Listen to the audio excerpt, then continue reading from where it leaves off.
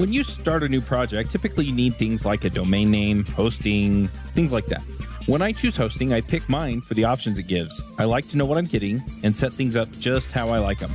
This is why for your projects, you should check out Linode. Linode servers feature native SSD storage, a 40 gigabyte network, and Intel E5 processors. That's all the power you need to run VMs under full control, or Docker containers, who doesn't love that, encrypted disks, and VPNs. Plus, they have 10 data centers across the world and add-ons like backups, Node Balancer, and Longview to help you control your server costs. They also offer block storage for your static files, and you can get started with a $20 credit if you use the code JavaScriptJabber2018. That credit is good for 4 months on their 1 gigabyte server. That's a lot of time to try them out and see if they're the right fit for you. That code again is JavaScriptJabber2018. Also, if you're interested in working for Linode, they're hiring. Head to linode.com/careers to see their available positions. Hello, everybody, and welcome to Adventures in Angular. I'm your host, Joe Eames, and on our panel today, we have the illustrious and working out clothes wearing John Papa. Hi, everybody. Nobody could see, but I can. John's wearing his workout clothes. And as our guest today, we have the fantastically amazing, ever-present on social media, and possibly one of the most community-oriented people who exist today, Tracy Lee. Hello, everybody. And I don't even know, I think I should make up your own title. Stephen Fluin, whose title on the Angular team is Guru of all things that have to do with people, places, things, and Angular. How do you like that for a title? Sounds about right. I was thinking also maybe Grand Ambassador. Could that be your title? Maybe. I met a person whose title was Grand Ambassador. Literally, that was their job title, Grand Ambassador. Were they in government or? No, they actually worked for the Grand America Hotel. Makes sense now. Yeah, literally their title was Grand Ambassador. So Stephen Fluin, who's on the Angular team. We've got those two guests. We're going to be talking about contributor days. So I think what we first need to do is get a background on what is contributor days. I'm sorry, what? You're pointing. Sure. So Angular Contributor Days is an initiative that Tracy's actually led and been kind enough to invite me to participate in, where we're really trying to do a couple of things. We're trying to both celebrate and kind of recognize that the Angular community is this kind of force of nature. We've got a lot of people that are building cool things, training people, teaching, sharing their knowledge, all these sorts of amazing things. And we want to celebrate that. We want to bring those people together in new ways. But we also want to make this accessible and really inspire the community to maybe move from just being someone who uses and consumes all these awesome pieces of the ecosystem to someone who feels like they are empowered to be an expert and to give back to the community. And so we actually did Angular Contributor Day for the first time last year in Salt Lake City. But because we were doing it in person, we were fundamentally limited in how many people we could have in the room, how many chairs we had. And so we ended up having an event where we had a lot of really good cross collaboration, but we didn't have enough openness and kind of welcoming to the community. And so this year we've moved Angular Contributor Day online. And so we really want everyone to be able to participate. And so the structure this year is that on May 31st, we are having starting at 8 a.m. Pacific time, Angular Contributor Day, where we're going to have an introduction from the Angular team, and then we're going to go into and hear from a lot of different kind of leaders in the ecosystem, with the intent being to drive conversation, cross-pollinate ideas, and really show a model that really reflects the idea that it's not hard to contribute, it's not hard to become a leader and expert in Angular, and really try and open up the whole ecosystem to everybody. Yeah, and just to add to that, I think one of the other things is that we really want, you don't have to feel intimidated to join Angular Contributor Days. You can simply sign up at contributordays.com. And, whether you're thinking about contributing or just want to listen in, it's a great way to be able to participate with the community. And we're also sending out a survey too. So we'll be sending out an Angular Contributor Days community survey, just as a few questions on, what can the Angular team do to help, et cetera, et cetera. What would you like to see more from the community? How can Angular team help facilitate new contributors and different things like that? So it'll be a fun time. I'm looking forward to it. And John and Joe, you were both there last year. Actually, Joe, I don't remember if you were there, but I always feel like you're there. Yeah. So let me ask a little bit of clarified questions here. Is Contributor Days detailed towards just getting people to contribute to this like source code, like go in and set in pull requests? Is that the only point of Contributor Days? No, definitely not. And this is actually a common misconception that I think we're hoping to clear up, which is that Angular has a rich ecosystem of many, many different types of collaboration. Because there's a lot of people out there that maybe they spend all day building Angular apps for themselves, but then they work with colleagues and they're forming kind of these little communities. Or maybe there's a lot of companies out there that are doing just focusing on training and giving talks and things like that. And all of these things are really, really important, really valuable contributions that have nothing to do with the Angular repo, have nothing to do with submitting source code or building libraries or any of that. Yeah, we'll be having people like who are creating different libraries for Angular speaking and sort of giving a 5-minute update on what's happening with their projects. So this will be a great way to sort of be introduced to a few different projects in the Angular ecosystem. In addition to that, we'll have an education portion in which, Angular is always very good about talking about education and trying to figure out how to get people started on Angular. So some of the people like Angular Bootcamp, for example, folks will be on. And I'm looking forward to the panel so we can all troll Stephen, Igor, and Hans, who will be joining us from the Angular core team. I don't know what we're going to say. I need to think of some like terrible questions. But no, I'm just kidding. I would never want to make anyone feel awkward. All right. So be a little bit explicit here. Who do you want to attend Angular or Contributor Days?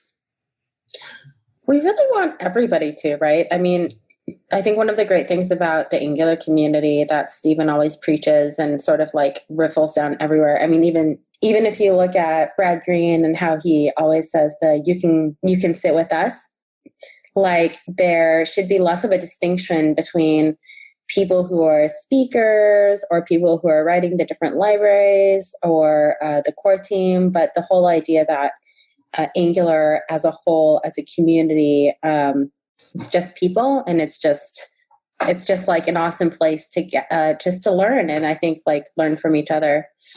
I don't know if you have other ideas about that, Stephen, but. No, I mean, so obviously there's lots of people that are using Angular today. And so I would say Contributor Days is really an awesome way to discover this ecosystem. So one of the things that ends up happening is because so much of Angular is being written behind the firewall at big companies, a lot of people don't realize that there's this whole rich community. There's this whole world of folks involved in Angular out there. And so I hope that by attending Angular Contributor Day, they'll see kind of what's out there, what the sorts of different types of contribution are, what the different sort of projects, what the sort of initiatives that everyone's doing. But then also really helping everyone feel empowered to be involved and be a part of that side of things as well. Okay. So is attending in person, maybe we answered this, but I think it'd be good to, is attending in person the only way to participate in Contributor Days?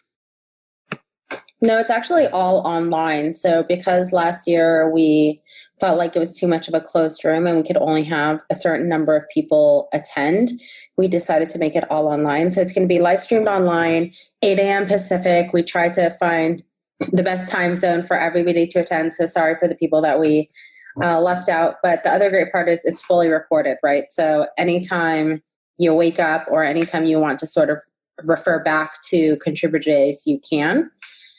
I hope that answered your question. So we're inviting presenters, and then we're inviting everybody from the community. So all the different Angular meetups and everything. And there will be a live chat that will be very active. So you'll find, quite a few people who do Angular, or let's say maybe you currently don't feel like you're part of the community. This is a great way to interact with those people, get to know those people a little bit better, like look at the faces, understand who it is, and hopefully it makes you feel more welcome in the Angular community and more welcome to contribute in your own way, right? Yeah, funny little story is when we were looking at planning this, we were like, okay, well, how do we get a time slot that works for everyone? And apparently people are all over this whole spinning ball that we call Earth.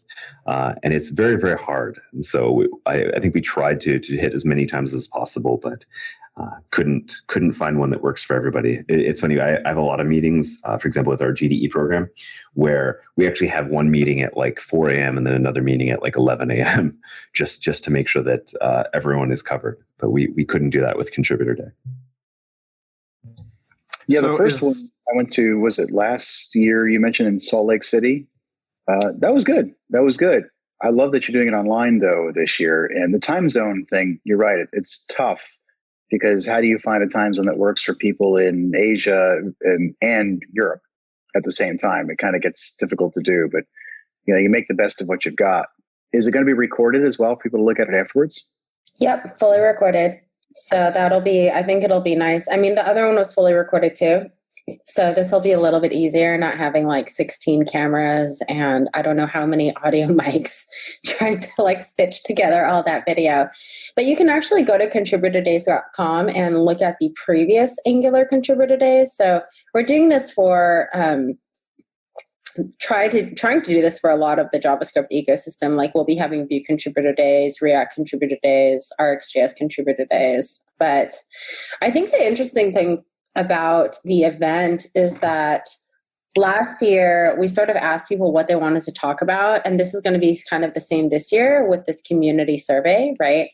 And people, we sort of let the conversation go where the people in the room wanted to go. So you sort of have the opportunity to join us and ask the questions and get heard, right? With like certain people and get your ideas sort of out there. I think that's really important because last year everybody was talking about like, okay, how do we get more people involved in Angular? How do we get more people, actually just using the framework in general? Like, what can I do as a contributor to like increase adoption? And I think this year, I don't know how you guys feel just about the pace of everything, but maybe John will show up and you'll just get everybody to be Dockerizing all their containerizing all their Dockerize all the things. Yes, Dockerize all the things. It's funny. I got an email from somebody about this the other day on your team, Tracy, and I was like, looking like, oh, I can't do it that particular day because I'm going to be in Athens, Greece, giving a workshop. But then I realized, wait a minute, I'm in Athens, Greece. I think that's like 6 o'clock p.m. there. I might actually be done. So something I might join. That's what made me think of the time zone. Like the time zone thing is really nice that you guys try to accommodate multiple groups. So you're not just going to be getting a very geocentric focus, which I think is really awesome. Yeah. And I want to key on something Tracy said, which is about increasing adoption. And I actually kind of want to reject that a little bit because Angular is obviously growing huge. I mean, we've almost... You don't want Angular to be increasing adoption? You want it to go down? No, I didn't say that. But if we look at Angular, we've basically almost doubled over the last year. And so adoption is going fantastic, right? We're really excited by how many people are joining our community. But I would say adoption is not the goal. I would say empowering developers and making them feel like experts and feel like they can be a part of something is the goal. So I don't get up in the morning to get more people using Angular. I get up in the morning to build cooler things with Angular and to help other people do that. I think you hit on my next question, which was why, if I'm a developer using Angular out there in any capacity, I just started with it today. I've been using it for several years. Why would I join this? Like, what am I going to get out of it? We always think about WIFM. What's in it for me? It sounds like you just answered that question. You're looking for people to have more enjoyment out of using the tools that they're already using. Absolutely. And I mean, I think that community for everyone that participates in it acts as a multiplier because I talk to companies and individuals all the time that are like, hey, I'm working on this really cool thing. And I'm like, oh, but have you met these 7 other people that are doing similar things? If you guys talked, if you collaborated, we would all benefit from that. And so it's kind of about breaking down some of the walls that we put up as developers and as companies, saying, this is my stuff, this is your stuff. Let's all figure out what we can do together and how we can collaborate. So one of the things that we did in the past is we've always tried to be as kind of open to and welcoming of basically the entire JavaScript and programming and software development ecosystems, because there's always things we can learn. There's always things we can do better. And so I think kind of no matter which direction you look at it, community can add a ton of value to every individual. And one of the things, the trends we're hearing is companies are all setting up these like little internal meetups. And so I've been to 2 or 3, I've been lucky enough to be invited to 2 or 3 of these little internal company meetups. And these things are getting huge, right? Like 200 to 300 folks from a company talking about their use of technology and exploring kind of how they could be doing better, how they could be collaborating, who's doing cool things. And so we want to capture that spirit and really inspire a lot of people to do the same. I just want to say, I really like about this is not just another conference. We have literally hundreds of conferences now everywhere. And conferences are great. I love them. But this is more of a two-way conversation that you want to have with people in the community, and probably more so from the community than from you guys, right? Yeah, I mean, we're always looking for ways of creating those dialogues, creating those conversations, both to us and even kind of without our permission. And that's one of the things that even the Angular team is focused on in the future is how do we increase the API surface of Angular, the contribution surface. And if you look at some of our projects like schematics, where via ng generate, ng new, and coming soon, ng add and ng update, we want other packages to be able to ship new cool tools to NPM and empower each other. And we don't want to have to be the gatekeepers. We want everyone to be working together. And then obviously we want to help and be part of that movement, but it shouldn't be dependent on us.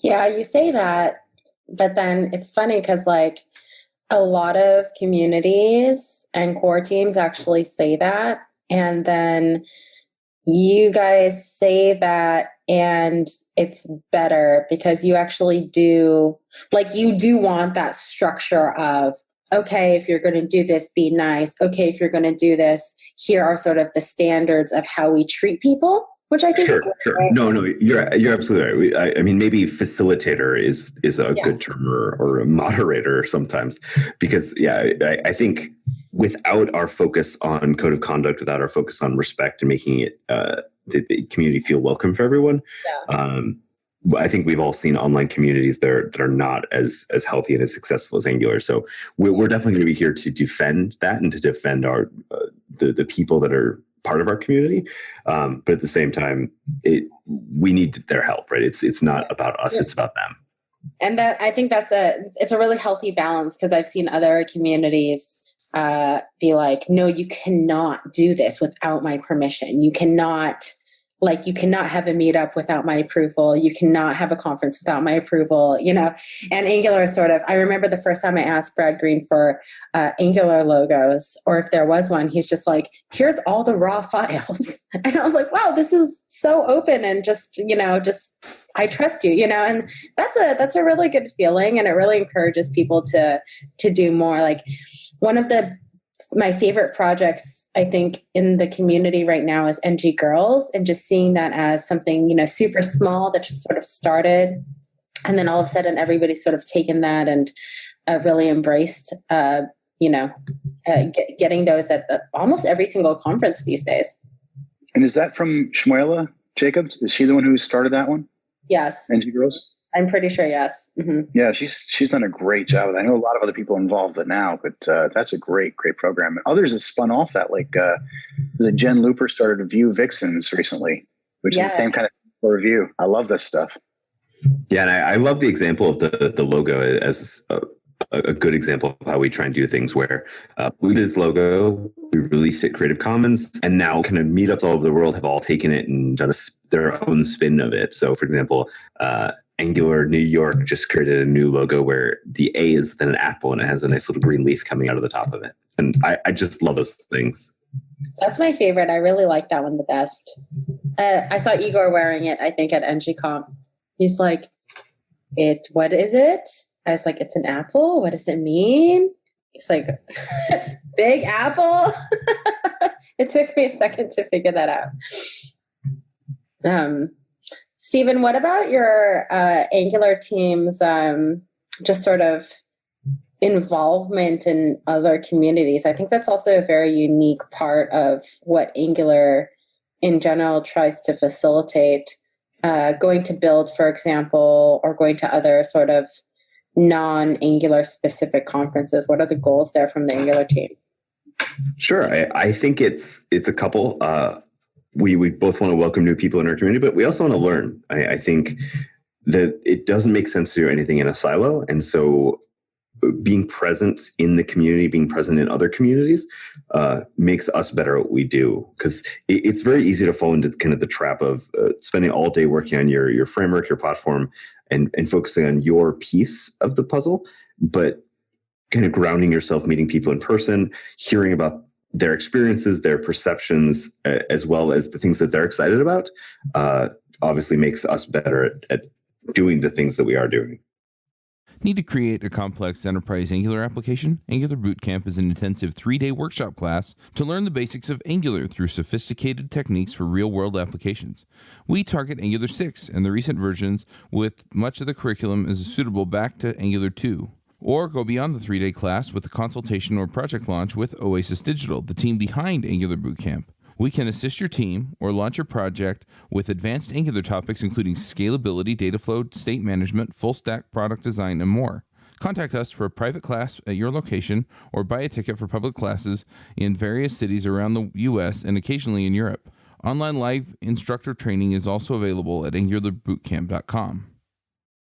Stephen, what kind of questions would you expect people to come, not expect, I'd say, but encourage people to come with? Like, as somebody who comes to Contributors Days, when I went to the first one, I wasn't necessarily sure what kind of things I should be prepared to ask questions about or think about.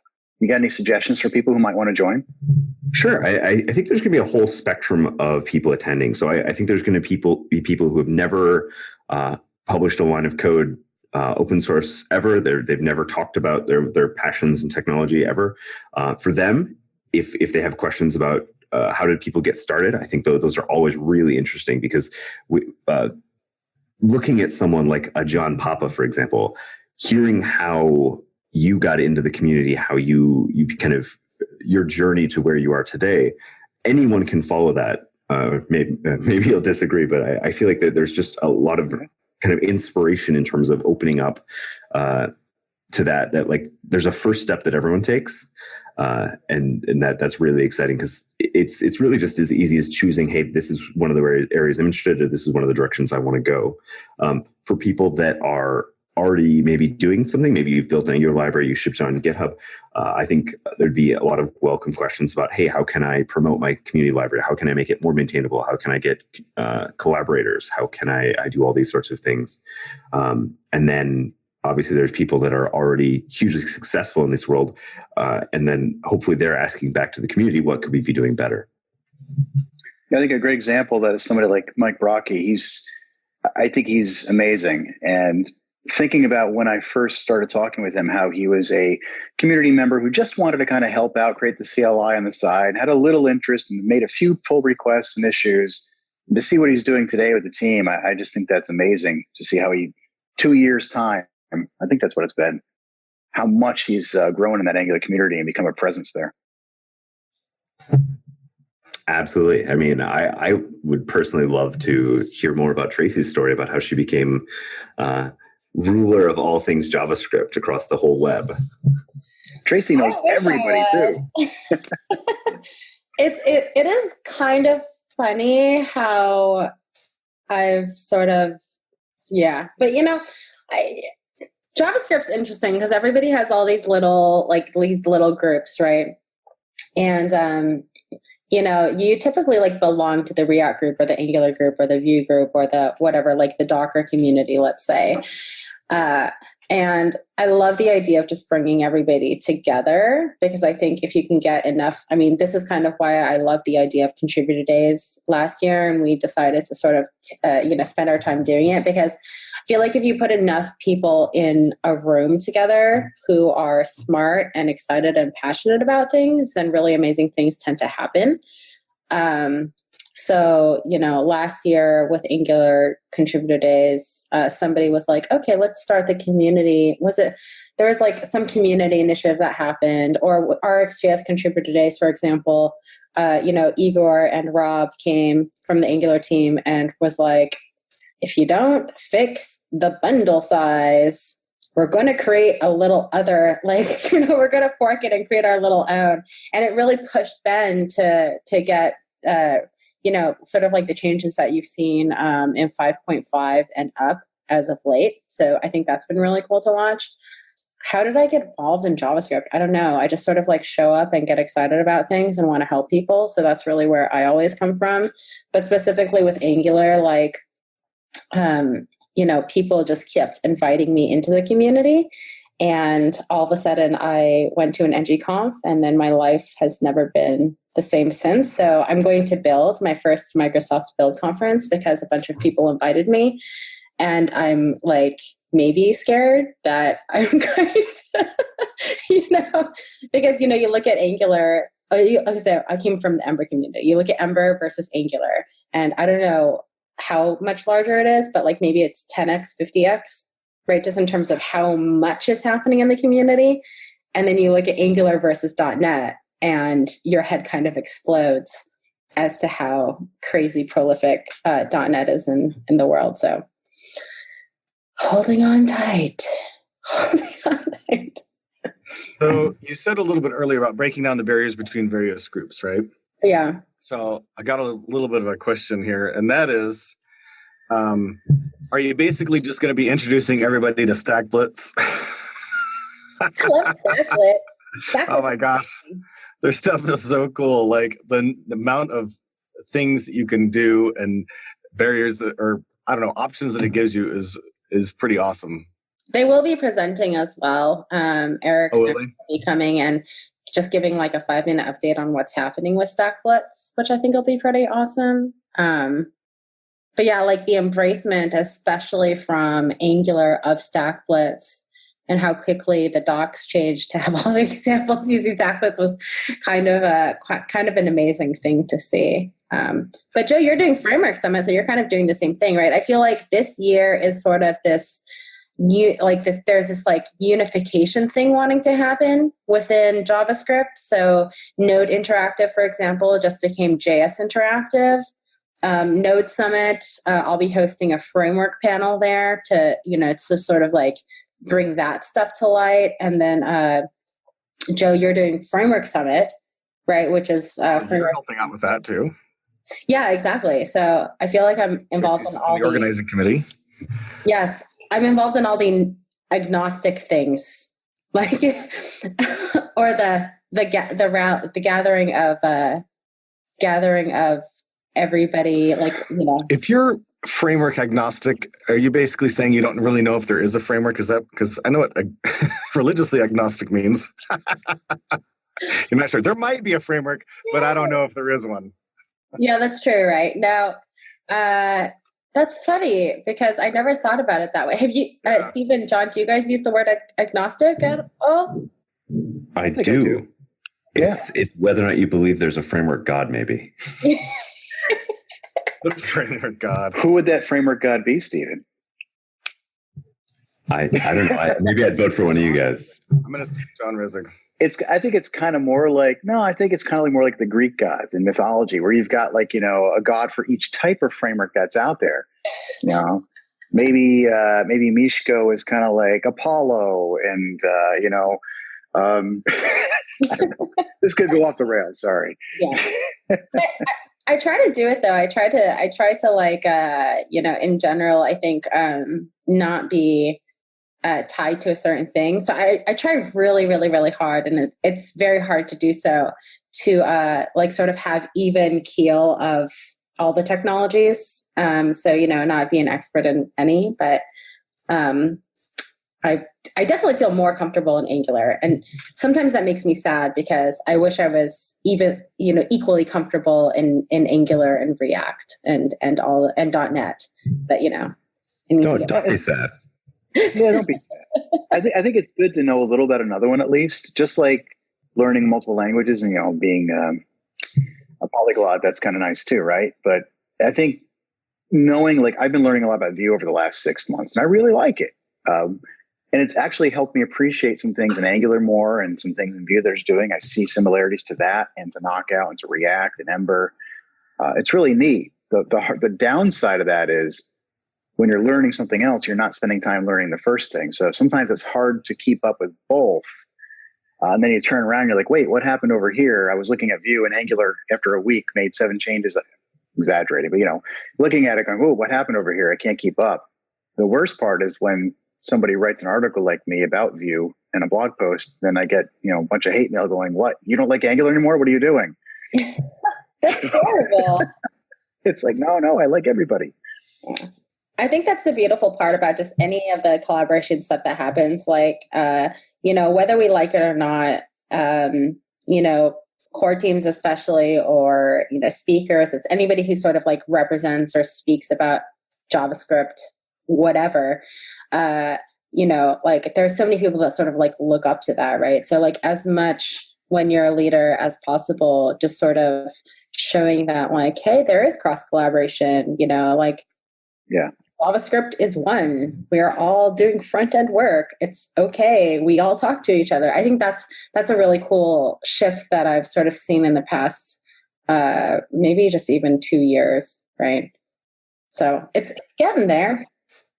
I'll tell you, the one thing I really hope to see out of contributor days is there's a lot of people. I come from the enterprise world. Now, there's a lot of people in the enterprise who don't get to go to conferences.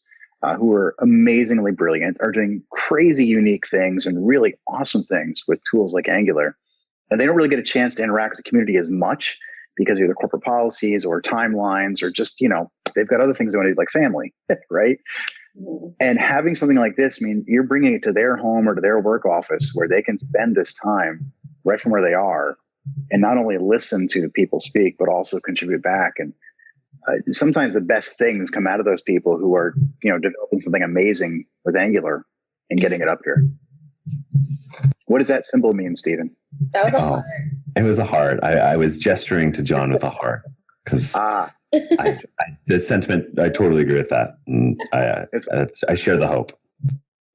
Well, it's kind of awesome because, I do a lot of online events. So this.JavaScript, for example, it starts at 9 a.m. Pacific. So I always tell the East Coast folks like, hey, this is brown bag lunch, just like come join this and eat takeout and do this. So ours is at 8 a.m. So it's 10 a.m. Central, 11 a.m. Eastern. So, and it's for 4 hours. So, the beginning will be like, I think sometimes just people just don't speak up and feel like they can be a part of this. I remember this guy at ARC's workshop. He, actually, do you guys agree with this advice? If you want to get involved in the community or you have questions, just get a Twitter account. Like Twitter and just talking to people is... I feel like that's one way. I feel like there's so many different ways. We see people contribute and become really important parts of the community via GitHub. We see people on Twitter. We see people in Gitter. It's kind of funny, like whenever we try and dictate a technology around community, it ultimately doesn't work because technology just follows humans, right? Like however humans like communicating, that's going to end up being how the best way to communicate about technology too. That's why we have conferences, Twitter, like all these things. And once you suggest a way to do it, I think some people's reactions is, I'm not going to do the way you just suggested. So it's better to just naturally see. Like I've learned this year, Twitch has been a wonderful way to reach people that don't necessarily talk on the other mediums. So Twitch has been a great way for me to reach out to people about ideas. Because do you have a Twitch account, John? I do. I'm clearly going to start watching you now. Uh-oh. Pressure's on. Can we talk about Stephen's YouTube vlog and how everyone should subscribe right now? Do tell. No. So I've got a really great channel called Demos with Angular, where I put up content showing how to do things in Angular, just trying to break it down as simple as possible.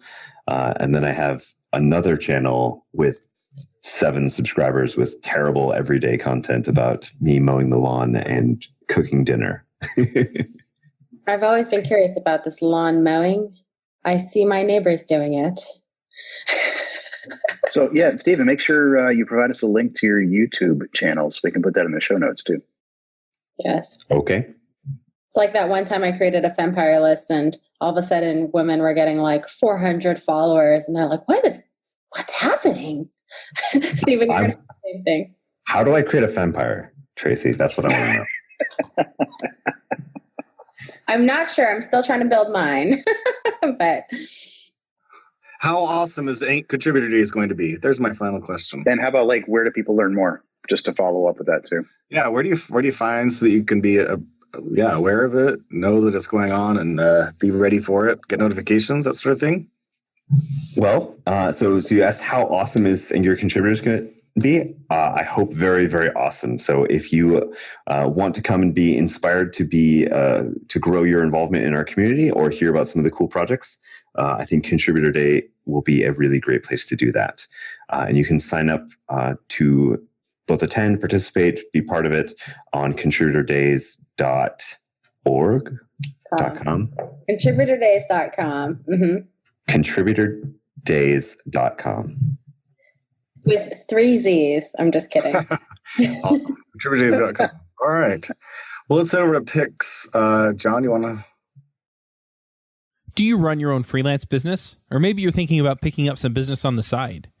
Well, then you need FreshBooks. FreshBooks is the quickest and easiest way to get invoices out to your clients.